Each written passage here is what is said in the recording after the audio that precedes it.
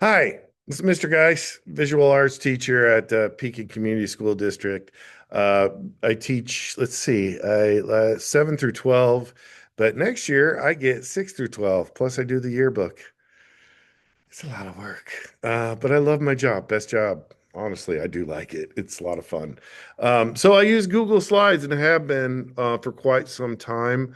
Um, I also use Adobe products because I have a background in graphic design and web design.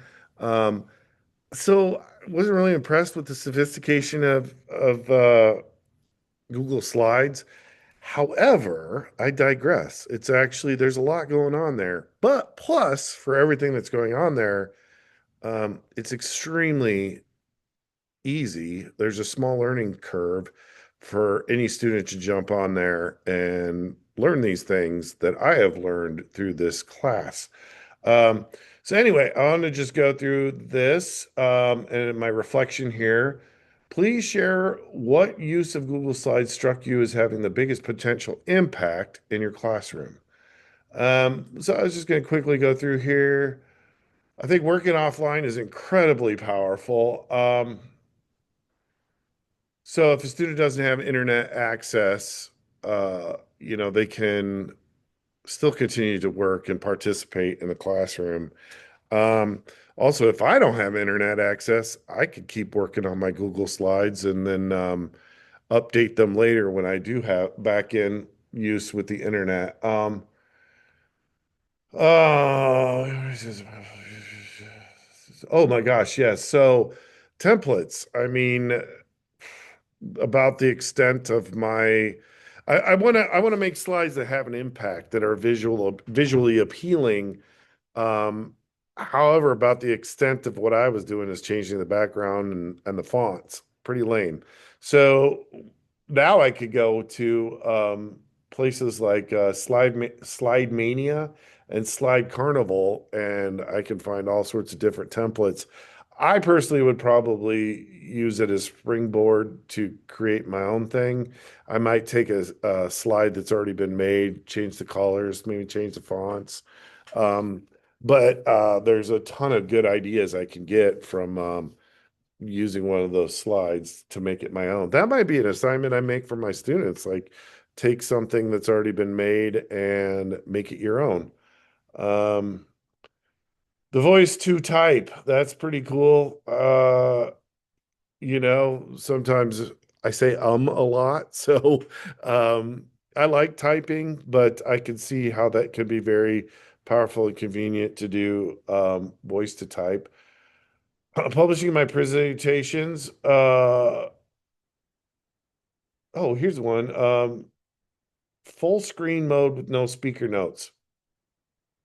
Having my notes on a separate screen is liberating. Yes, absolutely, because I'm always running into trouble with that because if I have notes for Google Slides, what I've been doing is walking around with my cell phone, which honestly, I don't like that because, we've got all these problems with cell phones and I'm constantly telling my students to put their cell phones away. And then here I am, a teacher, walking around with my cell phone, looking at my notes on my phone. I just kind of like to hide my own phone too, um, so that they don't feel compelled to get on theirs.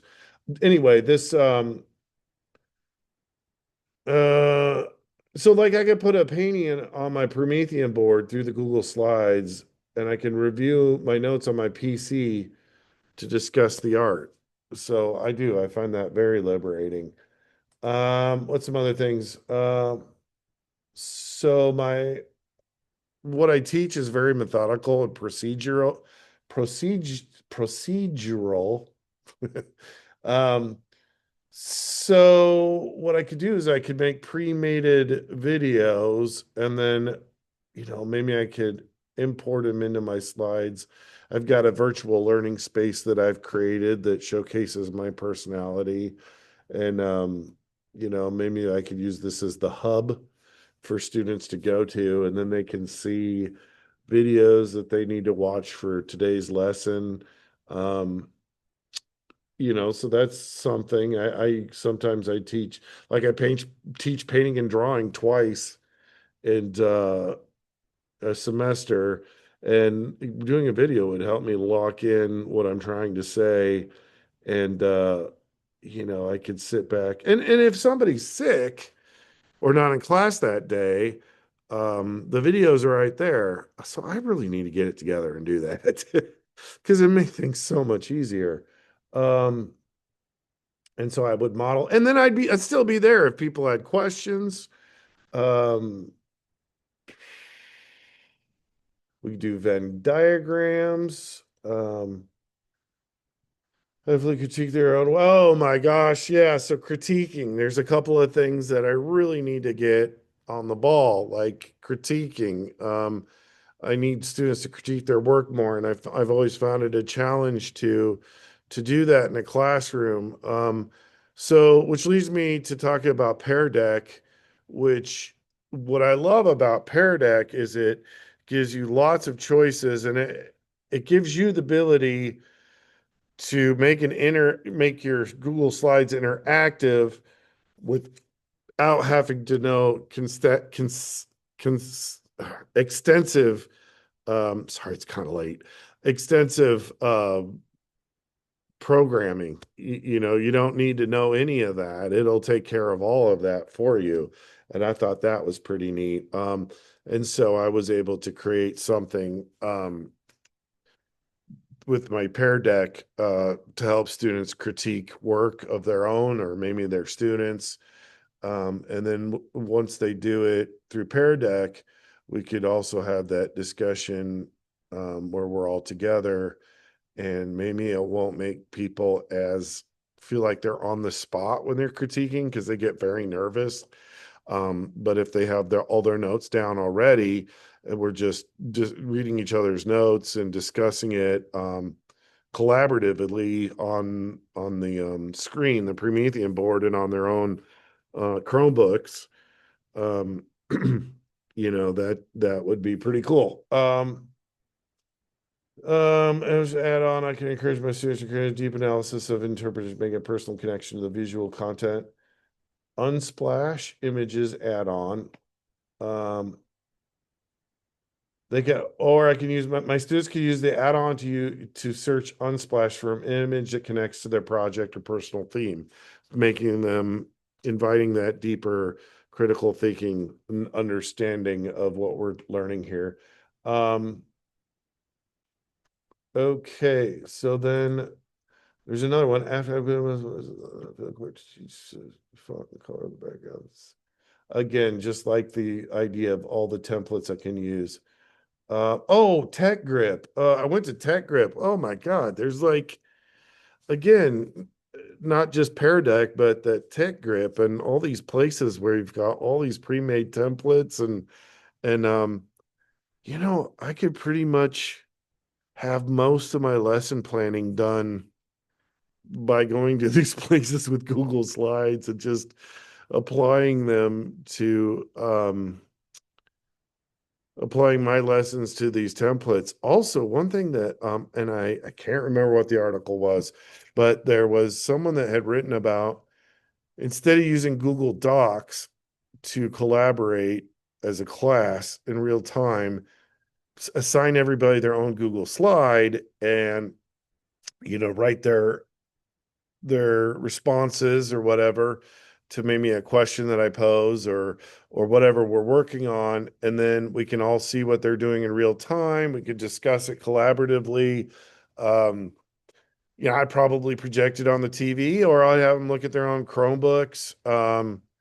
But I could also respond to them individually in real time, and I could do it in a fun way where I could post a video or I could do a Bitmoji or clip art, which leads me to other things like stop motion.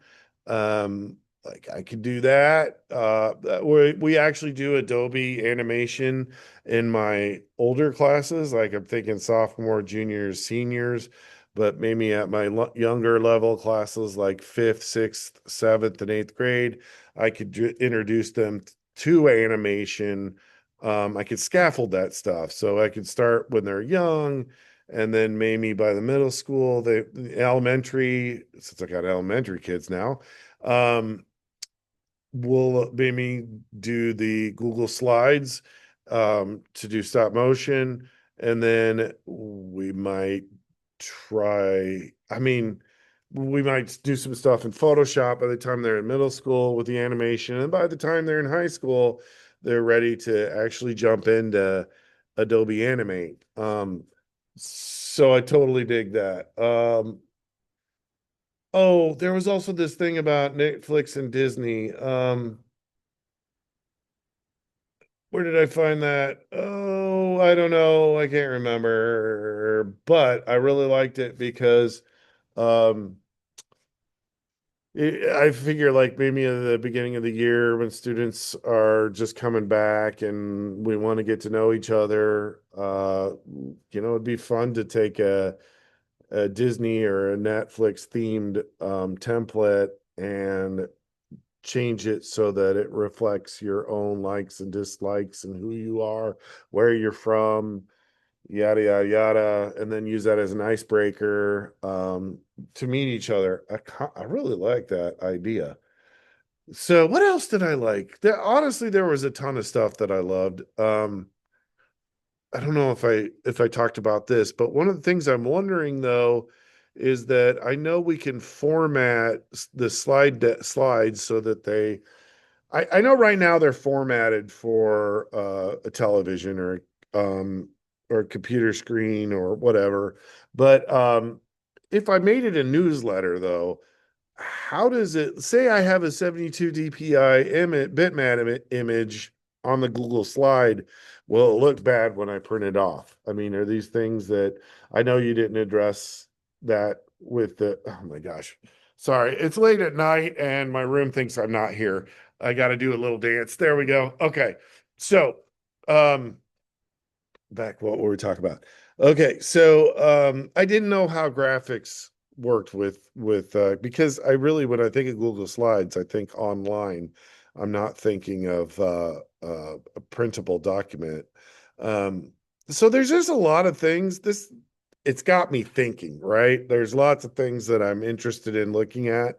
By no means am I an expert at any of this because I need to get in there and just play with it. I think that's where you kind of want us at in this whole journey.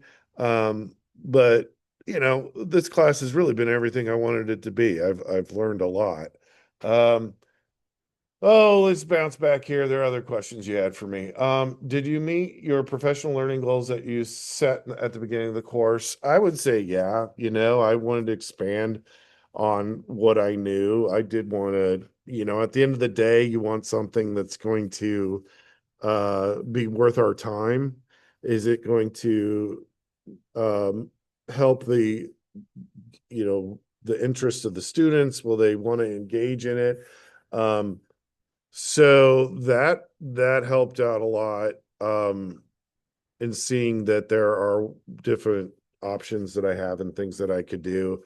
And again, the two things that I was thinking about is vocabulary. How could we, I created a choice board where we have different choices as far as what we could do to learn vocabulary. Um, which I really liked, which I got from oh God, I can't think of the place right now. Um, but there's a lot of things that I want to go with that. So yeah, definitely professional learning goals made me think about my Common Core and how I can fulfill that in my classroom. Plus 21st century skills. I am a traditional art teacher in that we do drawing and painting. We do ceramics, but then we also pivot in here. And I've actually got a computer lab in my art room. Not sure that's really great for the computers because we create dust with the ceramics, but it is what it is. And so, if it's art related, I do think it's important to get students on a computer. I mean, in the future, it's going to be even more integrated. Um, so, like these games like Roadblocks and oh God, what's the big one? Minecraft. I've never had a problem with students playing on those because to me it's designing and it's just basically Legos and They're all going to be crazy virtual engineers anyway, and they're going to learn how to navigate these virtual worlds. And the recent article that we read about creativity, and I mean, they're only going to be limited by their imagination because these computers are going to be able to do anything. And so I do think it's important that we get them thinking digitally and getting on a computer. Work in a very rural school, and there aren't students that are exposed to a lot of that. And they are kind of savvy with their phones and video games, but I do think it's very important for me to expose them to their Chromebooks, the PCs, so they know how to navigate and save files, and then even go beyond that and get on those Adobe software. We're lucky that we have a school that purchases that. Do you plan to continue to use Google Slides to grow professionally in the future? Of course, it's part of all these Google apps are part of my life. We're heavy at Pekin, using Google. I don't know how I could do this without. I'm actually came to this late in life. I'm 51 years old. This will be my fifth year teaching. I'm not sure how to do it without Google Classroom and Google Docs and Google Slides. Now I know a lot about Google Slides. I think that might be my primary go-to. But I use my Google Drive a lot, and pretty heavy on graphics in here. Anything else you'd like to share about your learning in this course? It was a great class. I mean, a lot of writing, which I like to write. So, um, let's. Sorry, my son's calling me. Oh, okay. Sorry, that was my son. He called me. And yeah, so it was a great course. I learned a lot. Okay. Well, I hope this wasn't hard to watch. Um, I'm glad that I took the class. And I think you did a great job teaching it virtually. Thanks a lot. Have a good day or evening.